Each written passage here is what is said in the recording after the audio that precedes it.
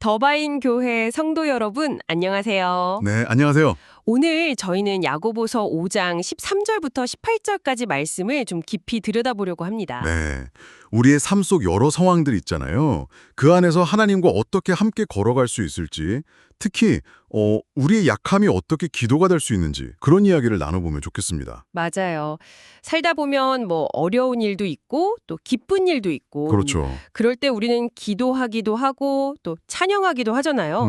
근데 때로는 너무 힘들어서 뭐랄까 병이나 어려운 일 때문에 기도할 힘조차 없다고 느낄 때도 있고요. 맞아요. 정말 그럴 때가 있죠. 오늘 말씀이 바로 그런 우리 모두를 위한 메시지가 아닌가 싶습니다. 네, 이 시간을 통해서 야고보서가 말하는 기도와 찬송, 또 공동체의 중요성, 그리고 그 유명한 의인의 간구는 과연 무엇인지 좀 명확하게 알아보고 우리 삶에 어떻게 적용할 수 있을지 같이 찾아갔으면 좋겠습니다. 자, 그럼 바로 13절 말씀부터 볼까요?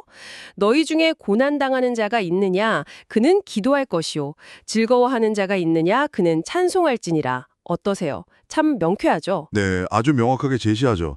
그리스도인의 삶에 이 두 가지 길이 있다는 거예요. 기도 아니면 찬송. 네, 마치 그 시편의 다윗을 보는 것 같아요.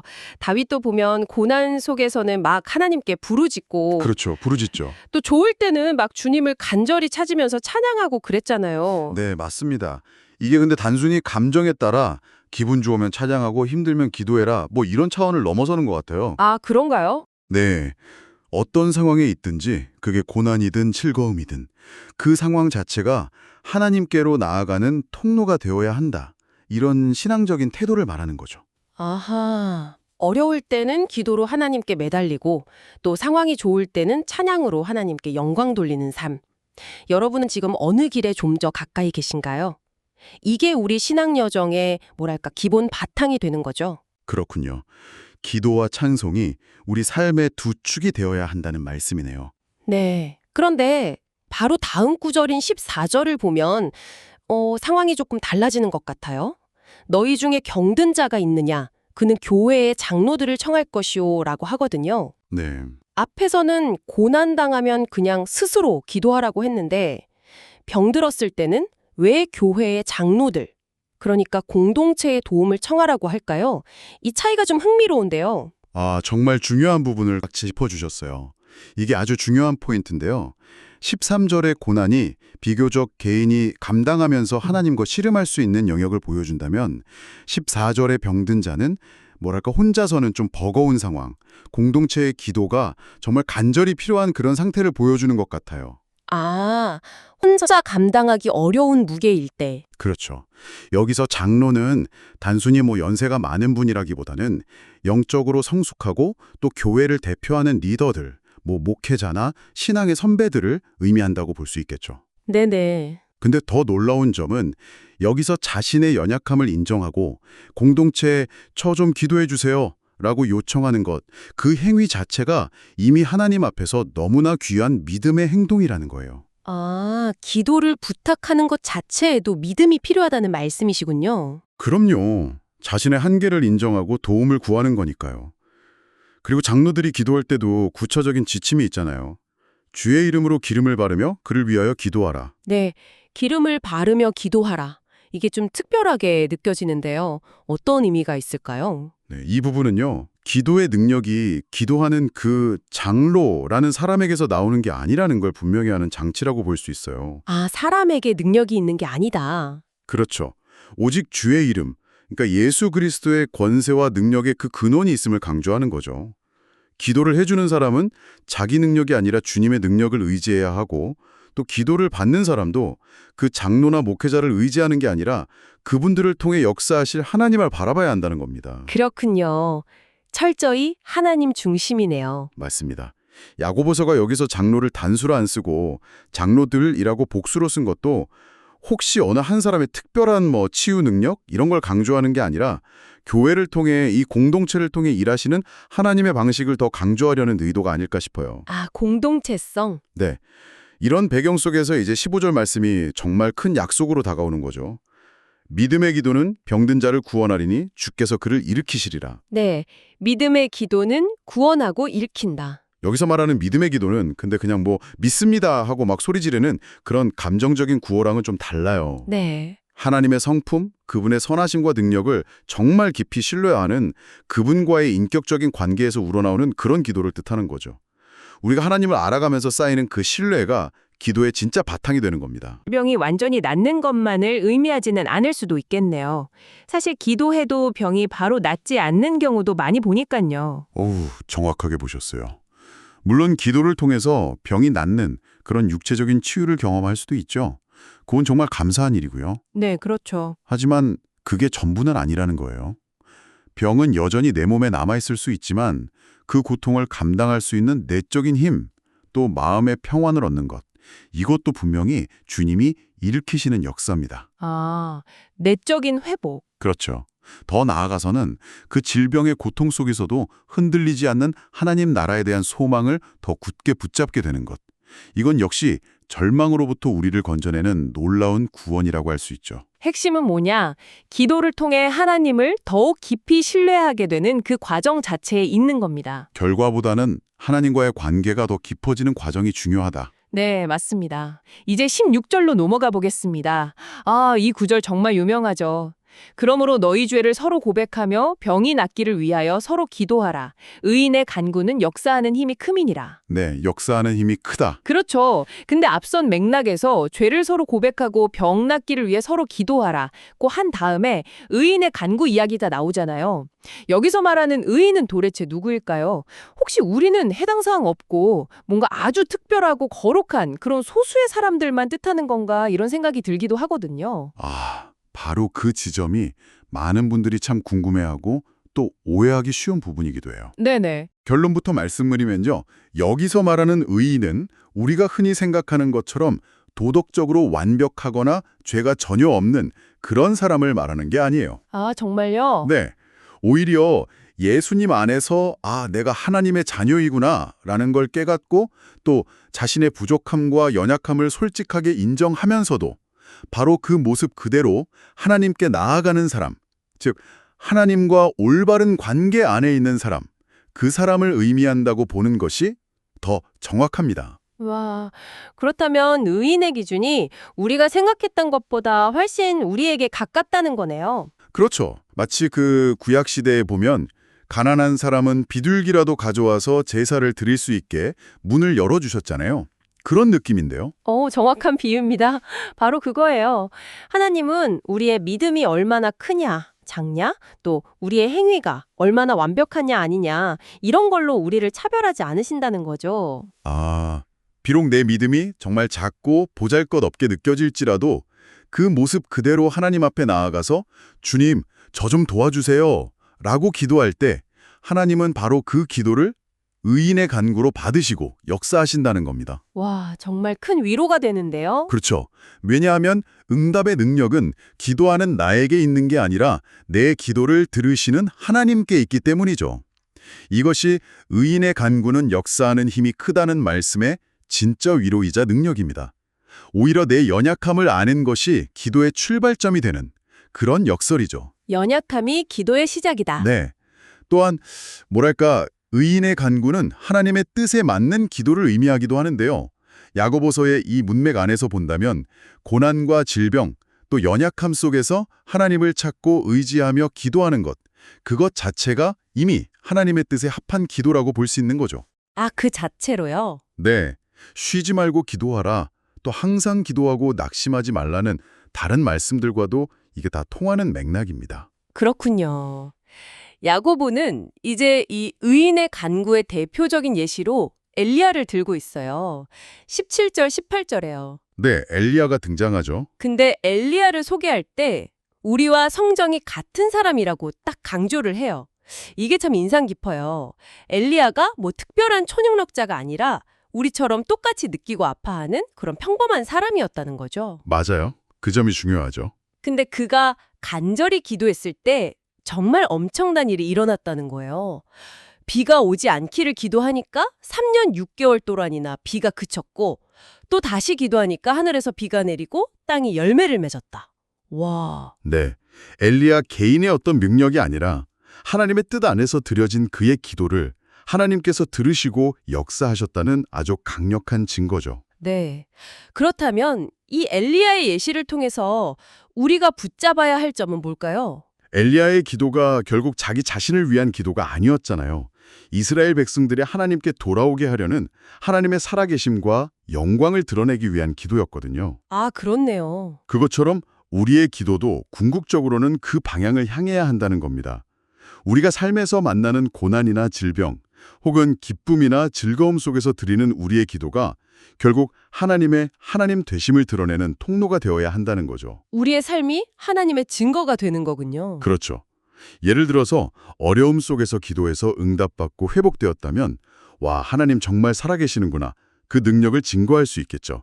그런데 반대로 상황이 금방 변하지 않더라도 그 속에서 우리가 낙심하지 않고 오히려 평안과 감사를 잃지 않는다면 그것이야말로 세상이 줄 수 없는 것을 주시는 하나님의 신실하심을 보여주는 더 강력한 증거가 될 수도 있다는 겁니다. 아, 오히려 더 강력한 증거가 될 수도 있다. 네, 핵심은 어떤 상황에 처하든지 기도와 찬송을 멈추지 않음으로써 우리 삶 자체가 하나님의 일하심을 보여주는 그런 무대가 되는 것, 그것이 중요합니다. 오늘 야고보서 말씀을 통해서 정말 중요한 점들을 많이 짚어본 것 같습니다. 첫째는 그리스도인의 삶은 고난 중에는 기도로, 또 즐거움 중에는 찬송으로 하나님과 동행하는 여정이라는 것. 네, 두 가지 길. 둘째는 혼자 감당하기 벅찬 어려움, 특히 병 같은 경우에는 연약함을 솔직히 인정하고 공동체의 기도를 요청하는 것 자체가 믿음이고, 또 함께 기도하는 것이 아주 중요하다는 것. 그렇죠. 공동체의 역할. 그리고 셋째는 믿음의 기도는 단순히 서원성취를 넘어서 하나님과의 깊은 신뢰관계에서 나오는 기도이며 그 결과는 육체적인 회복뿐만 아니라 내적인 강건함, 평안, 소망 같은 다양한 형태로 나타날 수 있다는 점입니다. 네. 마지막으로 우리에게 가장 큰 격려가 되는 것은 의인이란 어떤 완벽한 사람이 아니라 자신의 약함을 알고 바로 그 모습 그대로 하나님께 나아가는 바로 우리 자신일 수 있다는 사실이죠. 아, 정말 힘이 되네요. 그리고 하나님은 그런 우리의 간구를 반드시 들으시고 역사하신다는 강력한 약속을 주셨다는 것. 이걸 꼭 기억해야 합니다. 더바인 교회 성도 여러분, 혹시 지금 삶의 무게에 좀 눌려서 힘드시거나 아니면 질병으로 고통받고 계시거나 또 남들에게 말 못할 연약함 때문에 혼자 괴로워하고 계시진 않습니까? 주저하지 마십시오. 먼저는 하나님께 개인적으로 여러분의 마음을 솔직하게 다 쏟아놓으시길 바랍니다. 그리고 용기를 내어서 믿음의 공동체, 여러분의 목장 식구들이나 교구 식구들에게 기도 제목을 나누고 함께 기도하십시오. 네. 여러분의 그 연약함이 입술을 통해 기도가 될 때 바로 그때 하나님께서 일하기 시작하십니다. 맞습니다. 또한 우리 주변에 그렇게 기도가 필요한 지체들을 우리가 발견한다면 그냥 지나치지 않고 엘리야처럼 그 기도를 통해 하나님의 영광이 드러나기를 소망하면서 함께 기도하는 저와 여러분이 되면 좋겠습니다. 네. 서로의 죄와 약함을 고백하고 서로를 위해 뜨겁게 기도할 때 우리 더바인 교회는 더욱 하나님 보시기에 아름다운 공동체로 세워져 갈 것이라고 믿습니다. 이사야 61장 3절의 약속처럼 우리의 슬픔이 변하여 기쁨이 되고 근심 대신 찬송을 입게 하시는 그 놀라운 하나님의 역사가 우리의 기도 가운데 풍성히 경험되기를 간절히 소망합니다. 아멘. 의인의 간구는 역사하는 힘이 큽니다. 오늘 함께 나눈 이 말씀을 마음에 잘 새기시고 여러분의 연약함조차 기도로 승화시켜서 하나님의 그 놀라운 은혜와 능력을 매일매일 경험하는 복된 삶을 살아가시기를 주님의 이름으로 축복합니다. 나는 주님께 속한 자라는 찬양이 있는데요. 이 찬양을 추천드리면서 저희는 오늘 이만 마치겠습니다. 감사합니다.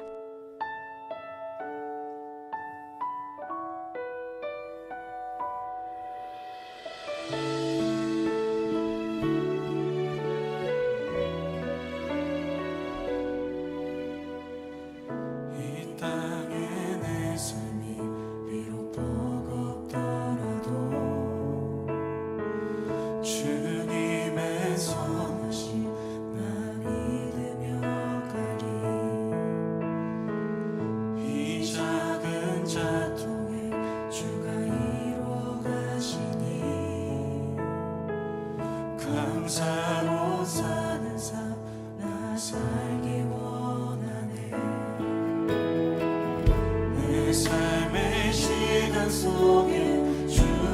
이루어가시네 내 모든 여정 속에 함께 하시네 깊고 더 크신 주 영광을 나 보이라 위대하신 주 나는 주님께 속한 자 되어 주의 나라 위에 전심으로 살리라 주의 마음에 합한 자 되어 맡기신 소명 이루리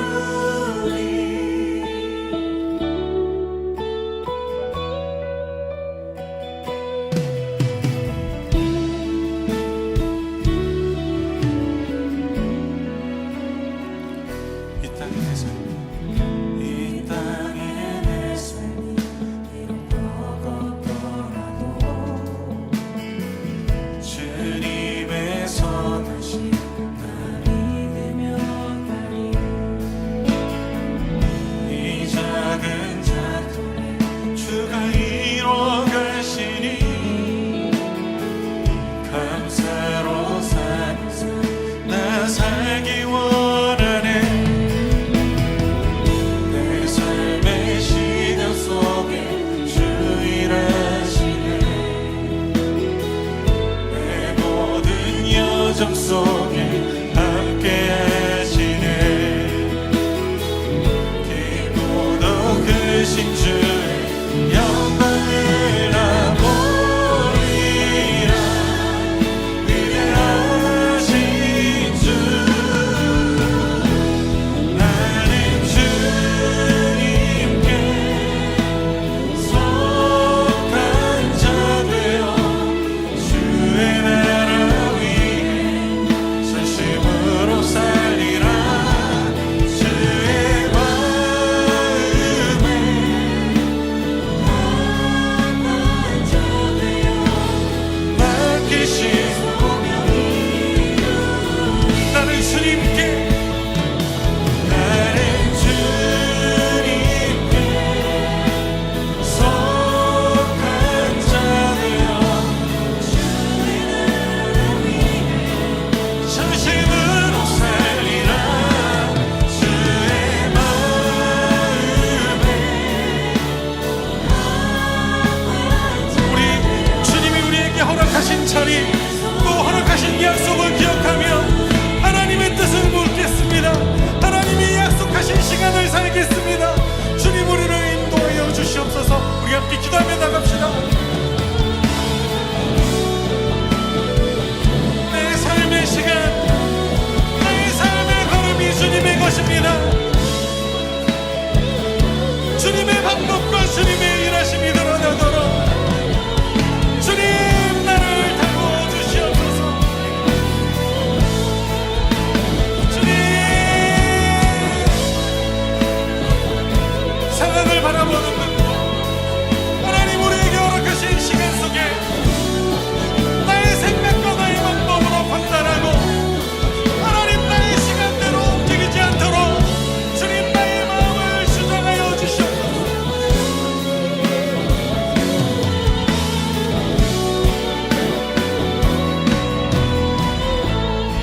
나는 주님께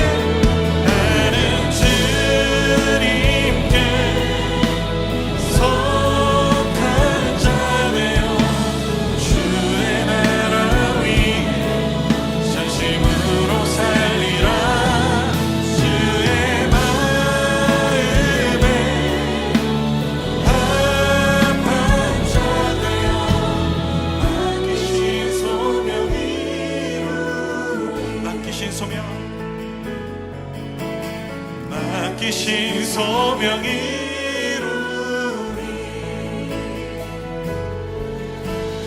맡기신 소명이